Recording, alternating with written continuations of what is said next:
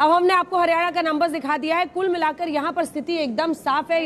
देखिए यहाँ पर 50 से 58 सीटें, मतलब एक तरफा ये चुनाव हरियाणा का कांग्रेस पार्टी के पक्ष में जाता हुआ दिखाई दे रहा है।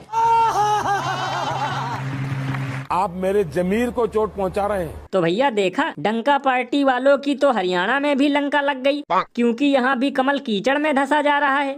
लल्लन भैया, यही देखकर तो मुझे कल से जोरों की हंसी आ रही है, क्योंकि जुमले पे जुमला फेंक रहे थे हरियाणा में गली गली, फिर भी ठंडी हो गई चाय की केतली।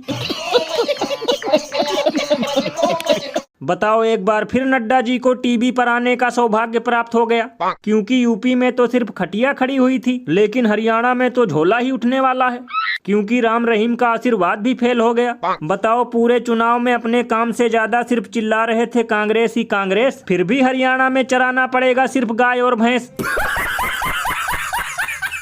गजब बेइज्जती है। ये बिल्कुल सही कहा आपने। वैसे भैया, हरियाणा में डंका फटने का अभाव तो मुझे तभी से होने लगा था जब वहाँ के लोग बीजेपी वालों का पोस्टर फाड़ रहे थे, क्योंकि काम के नाम पर 10 सालों में यहाँ भी इन लोगों ने सिर्फ कारनामा ही किया है। बताओ, ना तो महंगाई कम कर पाए और ना ही बेरोजगारी, ऊपर से पेट्रोल डीजल का रेट बढ़ा बढ़ाकर जेब हल्की कर रहे थे हमारी।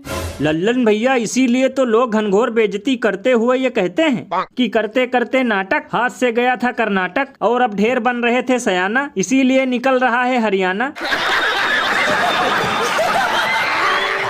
और अभी तो रुको, क्लाइमैक्स अभी बाकी है। साथियों, जहां जहां कांग्रेस के कदम पड़ते जाते हैं, वहां बंटाधार ही होता है। इन्होंने देश को गरीबी के गर्त में धकेला। तो भैया सुना, मोदी जी कह रहे हैं जहाँ जहाँ कांग्रेस के कदम पड़ते हैं वहाँ वहाँ सिर्फ बंटाधार होता है, और इन्होंने देश को गरीबी के गर्त में ढकेल दिया। लल्लन भैया, ये मोदी जी बिल्कुल सही कह रहे हैं। वास्तव में कांग्रेस ने देश को इतना गर्त में ढकेल दिया है कि उसकी भरपाई करने के लिए अब मोदी सरकार को खुद से जबरन वसूली करनी पड़ रही है। लल्लन भैया, मुझे तो लगता है कि महाराष्ट्र का चुनाव भी केवल चूना लगाओ टाइप होगा, क्योंकि 10 सालों में इनके खुद के किए गए गारंटी वादे और इरादे तो रोटी से भी ज्यादा गोल हो चुके हैं, लेकिन इसके बावजूद भी हर रैली में सिर्फ कांग्रेस की कमियां गिनाते हैं। बताओ, सस्ता नहीं हो रहा टमाटर प्याज आलू, और हर रैली में है झूठ का इंजन चालू।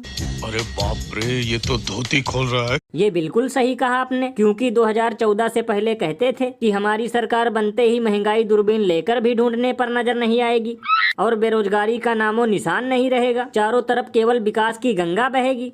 लेकिन अब देश की ऐसी दुर्दशा है कि खुद के भक्त भी कटोरा लेकर भीख मांग रहे हैं।